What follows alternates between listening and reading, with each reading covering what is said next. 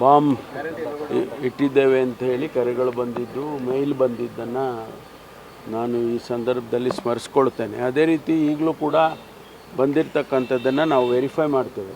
ಎಲ್ಲ ಶಾಲೆಗಳು ಯಾವುದಕ್ಕೆ ಶಾಲೆಗಳಿಗೆ ಕರೆ ಬಂದಿದೆ, ಮೇಲ್ ಬಂದಿದೆ ಅದನ್ನೆಲ್ಲ ವೆರಿಫೈ ಮಾಡ್ತೀವಿ. ಯಾವುದನ್ನು ನಾವು ಲಘುವಾಗಿ ತಗೊಳ್ಳೋದಕ್ಕೆ ಹೋಗೋದಿಲ್ಲ. ಯಾಕೆಂದರೆ ಯಾವ ಶಾಲೆಯಲ್ಲಿ ನಿಜವಾಗೂ ಅಂಥ ಘಟನೆ ನಡೆದಿದೆ ಅನ್ನೋದು ಗೊತ್ತಿರೋದಿಲ್ಲ. ಹಾಗಾಗಿ ಎಲ್ಲವನ್ನೂ ವೆರಿಫೈ ಮಾಡ್ತಾರೆ. ತಪಾಸಣೆ ಆಗ್ತಿದೆಯಾ ಸರ್?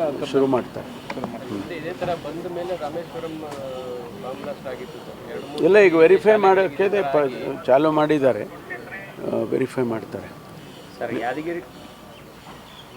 ಯಾದಗಿರಿ ಶಾಸಕರ ಮೇಲೆ ಒಂದು ಆರೋಪ ಬಂದಿದೆ ಸರ್. ಏನಂತಂದು ಹೇಳಿದ್ರೆ DYSP ಅವ್ರನ್ನ ರಿಪೋರ್ಟ್ ಮಾಡ್ಕೊಳಕ್ಕೆ ಬಿಡ್ತಾ ಇಲ್ಲ, ದುಡ್ಡು ಕೇಳ್ತಾ ಇದ್ದಾರೆ.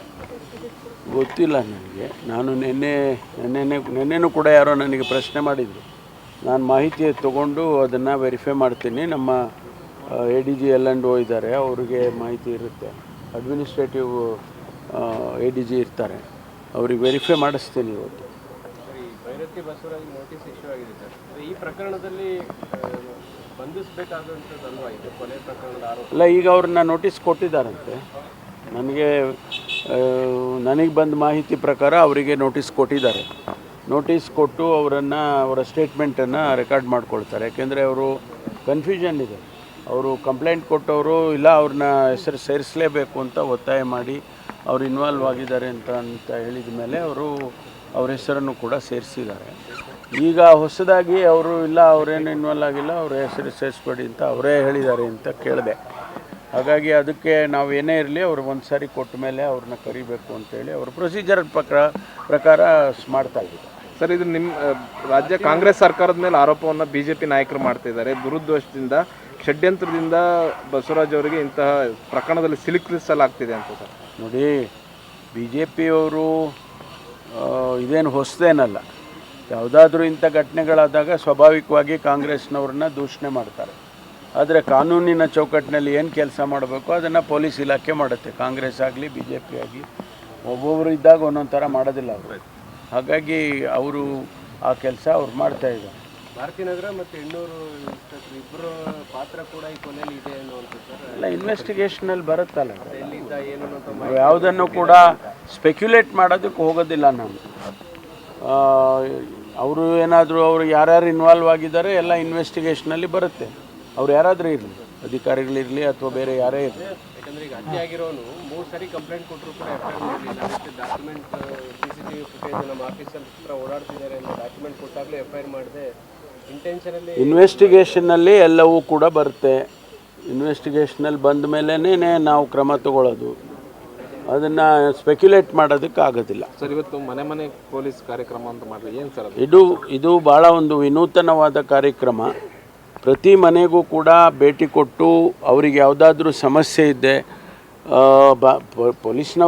ಪೊಲೀಸ್ನವರ ಜೊತೆ ಅಷ್ಟೇ ಸಮಸ್ಯೆ ಇದೆ ಅಂತಲ್ಲ, ಬೇರೆ ಏನಾದರೂ ಸಮಸ್ಯೆ ಕಾನೂನಿನ ಚೌಕಟ್ಟಿನಲ್ಲಿ ಅವ್ರಿಗೇನಾದ್ರು ಇದ್ದರೆ ಅದನ್ನು ತಿಳ್ಕೊಳ್ಳೋದಕ್ಕೆ ಅನುಕೂಲ ಆಗುತ್ತೆ. ಮತ್ತು ಜೊತೆಗೆ ಅವರು ಯಾರ್ಯಾರು ಅವರ ಏರಿಯಾದಲ್ಲಿ ಒಂದು ಪೊಲೀಸ್ ಸ್ಟೇಷನ್ ಇದ್ದರೆ ಅವರ ಏರಿಯಾನಲ್ಲಿ ಯಾರ್ಯಾರು ವಾಸ ಮಾಡ್ತಾರೆ, ಆಮೇಲೆ ಯಾವ ಬೀದಿಯಲ್ಲಿ ಯಾರಿದ್ದಾರೆ, ಇಂಪಾರ್ಟೆಂಟ್ ಯಾರಿದ್ದಾರೆ, ನಾಟ್ ಇಂಪಾರ್ಟೆಂಟ್ ಯಾರಿದ್ದಾರೆ, ಎಲ್ಲವೂ ಕೂಡ ಮಾಹಿತಿ ಸಿಕ್ಕತ್ತೆ. ಅದಕ್ಕಾಗಿ ಇದು ನೀವು ಇಡೀ ದೇಶದಲ್ಲೇ ಮೊದಲನೇ ಬಾರಿಗೆ ಒಂದು ವಿನೂತನವಾದ ಕಾರ್ಯವನ್ನು ಪ್ರಾರಂಭ ಮಾಡ್ತಾ ಇದ್ದೀವಿ. ಇದರ ಉಪಯೋಗ ಖಂಡಿತವಾಗಿ ಜನ ಸಮುದಾಯಕ್ಕೆ ಆಗುತ್ತೆ ಅಂಥೇಳಿ ನಾವು ಭಾವಿಸಿದ್ದೇವೆ. ಸರ್, ನಿನ್ನೆ ಕುನ್ನಾ ರಿಪೋರ್ಟ್ ತಗೊಂಡ್ರಿ, RCB ಮೇಲೆ ಏನಾದರೂ ಪ್ರಕರಣ ದಾಖಲಾಗುತ್ತೆ ಸರ್? ಯಾಕಂದರೆ ಇಲ್ಲ, ನಿನ್ನೆ ರಿಪೋರ್ಟನ್ನು ಅವರು ಕ್ಯಾಬಿನೆಟ್ ಮುಂದೆ ಇಟ್ಟಿದ್ದಾರೆ ಅಷ್ಟೇ. ನಿನ್ನೆ ಯಾವುದೇ ಚರ್ಚೆ ಕೂಡ ಆಗಲಿಲ್ಲ. ಚರ್ಚೆ ಮುಂದಿನ ಸಭೆಯಲ್ಲಿ ಸಂಪುಟದ ಸಭೆಯಲ್ಲಿ ಆಗಬೇಕು ಅಂತೇಳಿ ಅವರು ಎಲ್ಲರಿಗೂ ಕೂಡ ವರದಿಯನ್ನು ಕಳಿಸ್ಕೊಡ್ತೀವಿ, ನೀವು ಅದನ್ನು ಓದ್ಕೊಂಡು ಬಂದು ಚರ್ಚೆ ಮಾಡೋಣ ಅಂತ ಹೇಳಿದ್ದಾರೆ.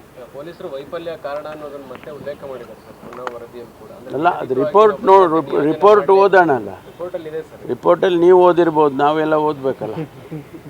ಭದ್ರತಾ ವೈಫಲ್ಯ ಅಂತಂದೇಳಿ ಅಲ್ಲಲ್ಲ, ಅದೆಲ್ಲ ನೀವೆಲ್ಲ ಓದ್ಬಿಟ್ಟಿದ್ದೀರಾ ಅಂತ ಅಂದ್ಕೊಂಡಿದ್ದೀನಿ. ನಾವಿನ್ನೂ ಓದಿಲ್ಲ, ಓದಬೇಕು. ನಿನ್ನೆ ತಾನೇ ಕೊಟ್ಟಿದ್ದಾರೆ ನಮ್ಗಳ ಕೈಗೆ. ಓದಿ ಮುಂದಿನ ಸಭೆಯಲ್ಲಿ ಚರ್ಚೆ ಮಾಡ್ತೀವಿ. ಏನು ನಿರ್ಧಾರ ತಗೋಬೇಕು ಅನ್ನೋದನ್ನು ಸರ್ಕಾರ ತೀರ್ಮಾನ ಮಾಡುತ್ತೆ. ಮಲ್ಲಿಕಾರ್ಜುನ್ ಖರ್ಗೆ ಅವರು ಒಂದು ಪತ್ರ ಬರೆದಿದ್ದಾರೆ ಮುಖ್ಯಮಂತ್ರಿಗಳು. ಅಂದರೆ ಮುಂಬಡ್ತಿ ನೀಡುವಂಥ ವಿಚಾರಕ್ಕೆ ಸಂಬಂಧಪಟ್ಟಾಗೆ SC/ST ನೌಕರರಿಗೆ ಬೇಕು ಅಂತಲೇ ವಂಚನೆ ಮಾಡ್ತಾ ಇದ್ದಾರೆ. ನಿಯಮ ಇದ್ರೂ ಕೂಡ ಅದನ್ನು ಮೀರಿ ಇಲ್ಲ.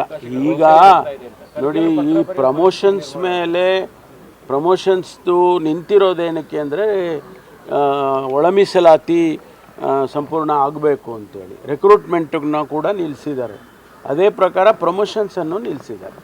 ಒಂದು ಬಾರಿ ಆ ಒಳ ಮೀಸಲಾತಿ ವಿಚಾರ ಸಂಪೂರ್ಣವಾಗಿ ತೀರ್ಮಾನ ಆದರೆ, ಸರ್ಕಾರ ಅದಕ್ಕೆ ಒಂದು ತೀರ್ಮಾನಕ್ಕೆ ಬಂದರೆ, ಅದಾದಮೇಲೆ ರೆಕ್ರೂಟ್ಮೆಂಟು ಜೊತೆಗೆ ಪ್ರಮೋಷನ್ಸ್ನಲ್ಲಿ ರಿಸರ್ವೇಷನ್ಸು ಇದೆಲ್ಲ ಮೊದಲಿನಂತೆ ಆಗುತ್ತೆ.